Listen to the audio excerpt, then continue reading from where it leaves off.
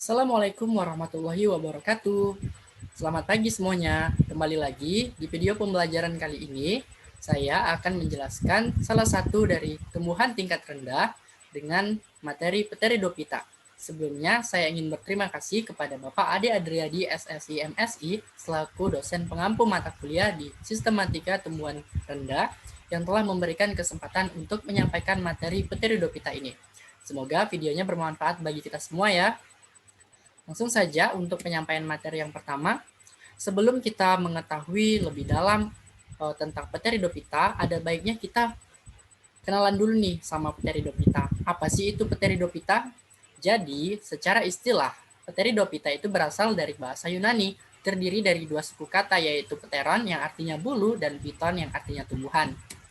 Pteridophyta ini memiliki susunan daun seperti bulu yang bentuknya menyirip. Pteridophyta juga disebut Cormophyta berspora karena reproduksi seksualnya melalui spora. Serta Pteridophyta ini merupakan tumbuhan yang vaskuler, artinya sudah memiliki pembuluh, baik pembuluh silam berupa pembuluh kayu dan pembuluh floem berupa pembuluh tapis. Nah, Pteridophyta ini juga biasanya dikenal dengan istilah tumbuhan pakis.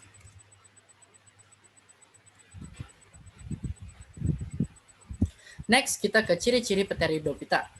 Yang pertama ada fototrof.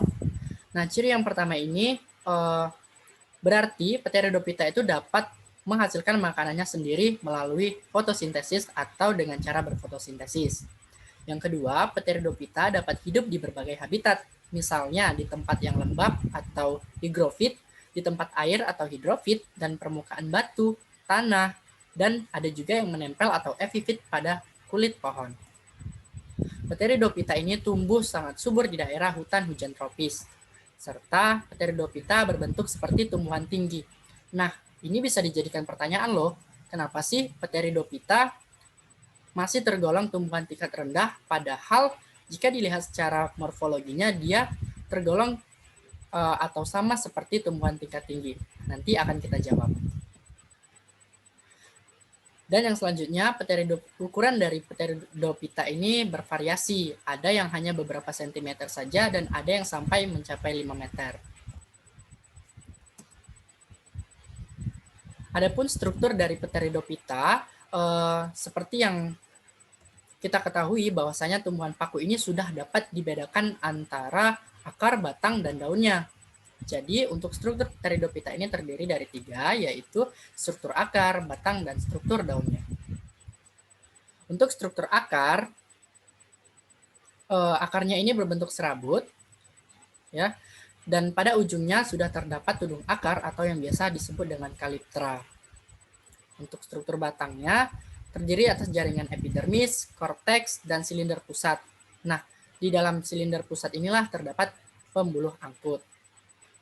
Untuk struktur daunnya tersusun atas jaringan epidermis, mesofil, dan juga pembuluh angkut. Nah, selanjutnya ada klasifikasi daun pada Pteridophyta. Nah, untuk daun pada Pteridophyta ini dapat diklasifikasikan berdasarkan ukurannya. Terbagi menjadi 2, yaitu daun mikrofil dan daun makrofil. Daun mikrofil itu ukurannya kecil, berbentuk rambut atau sisik biasanya. Sedangkan daun makrofil adalah daun yang besar, sudah bertangkai, bertulang daun, dan sudah memiliki daging daun atau mesofil. Sedangkan berdasarkan fungsinya juga dibagi atas 2, yaitu daun trophofil dan sporofil.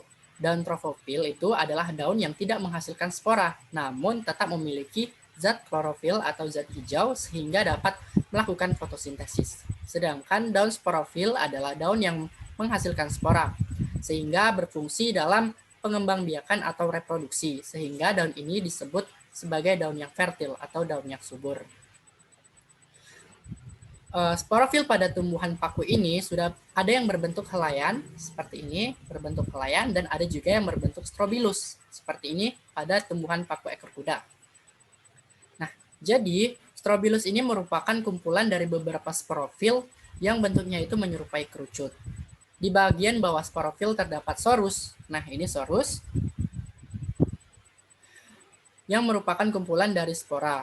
Nah, pada sporangium ini terdapat sel penutup yang menyerupai cincin yang disebut sebagai anulus. Jadi ini anulus dari sporangium, dan sorus ini dilindungi oleh struktur berupa selaput yang disebut indusium. Nah, jadi ini merupakan indusium yang merupakan sel selaput yang melindungi sorus. Next. Di sini saya ingin mengklasifikasikan macam-macam Pteridophyta berdasarkan sporanya atau spora yang dihasilkan. Yang pertama ada homospora. Homospora itu menghasilkan spora yang ukurannya sama. Jadi tidak dapat dibedakan antara spora jantan dan betina ukurannya.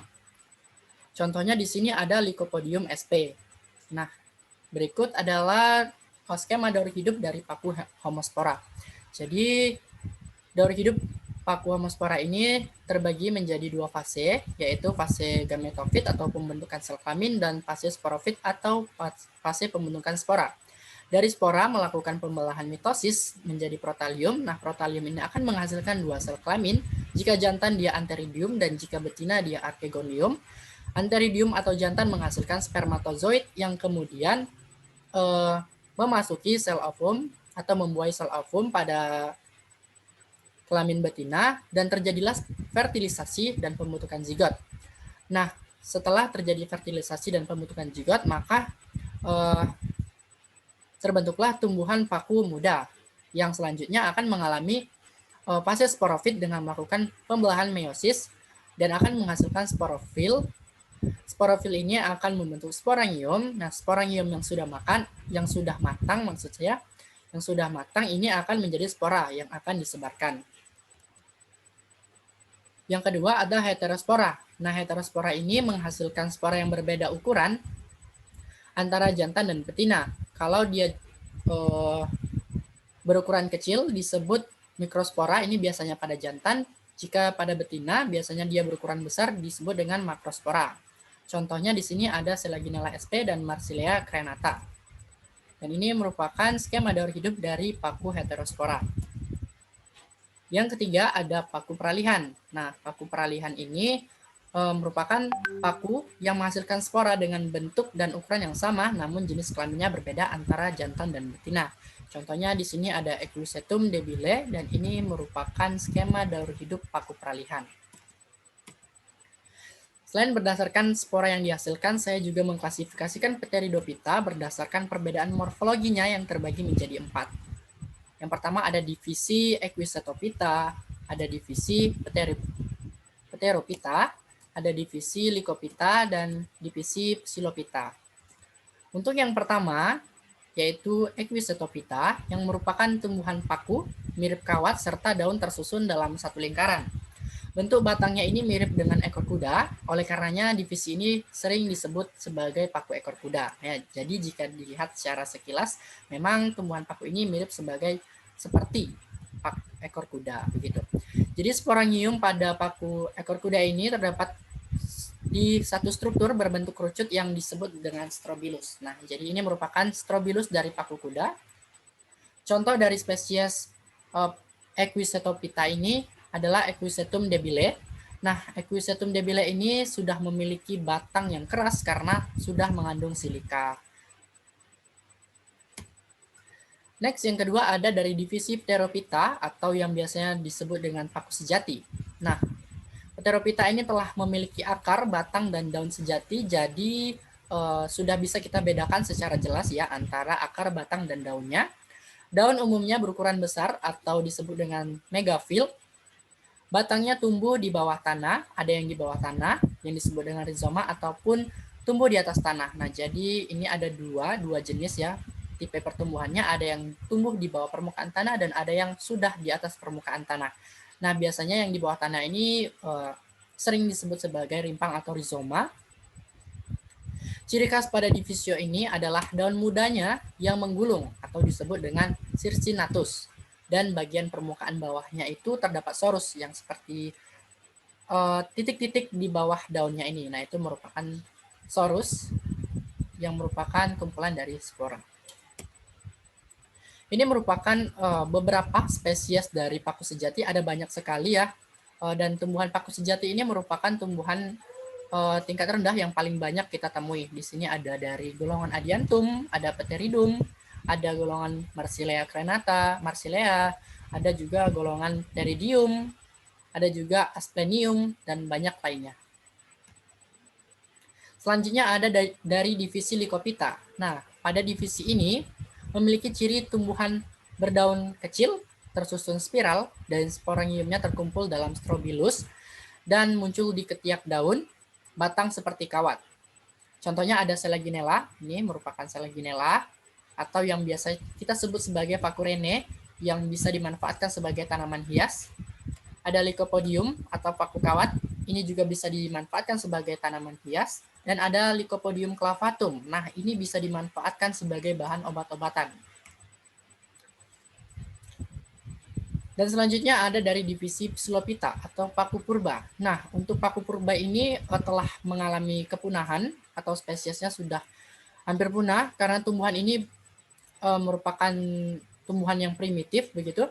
Dengan ciri-ciri tumbuhan ini belum berdaun dan berakar. Batangnya telah mempunyai berkas pengangkut, bercabang-cabang menggarpu, dan sporangiumnya terdapat pada ujung cabang-cabangnya. Nah, ini pada ujung cabang-cabangnya ini dihasilkan spora begitu. Sporafil menghasilkan satu jenis spora atau homospora, berarti sporanya itu tidak dapat dibedakan ukurannya antara jantan dan betina. Di sini ada contohnya, yaitu Psilotum sp dan juga Rhynia major. Ya. Dan untuk yang terakhir, ini ada manfaat dari Pteridophyta. Sebenarnya banyak sekali ya manfaat dari Pteridophyta ini yang bisa kita ambil. Itu salah satunya ada sebagai tanaman hias, ini banyak sekali spesiesnya dari golongan Adiantum, Aslopila, ada dari Platycerium furcatum, dan dari Selaginella. Ada juga yang dijadikan sebagai sayuran, contohnya dari Marsilea crenata. Ada juga yang dijadikan sebagai pupuk hijau dari Salvinia azola yang bersimbiosis dengan Anabaena, atau alga biru yang berperan dalam fiksasi nitrogen. Ada juga yang sebagai obat-obatan, contohnya dari Dryopteris filixmes, dan ada juga dari Lycopodium clavatum tadi. Ada juga yang sebagai bahan bangunan, contohnya dari Alsopila glauca, dan ada juga nih sebagian dari berfungsi untuk alat penggosok atau pembersih, contohnya itu dari Equisetum debile. Nah, mungkin itu saja materi Pteridophyta yang dapat saya sampaikan. Jika ada kekurangan dalam penyampaian materi, saya mohon maaf. Semoga video ini bermanfaat untuk kita semua, terutama dalam dunia tumbuhan tingkat rendah. Dan saya akhiri, saya ucapkan terima kasih. Wassalamualaikum warahmatullahi wabarakatuh.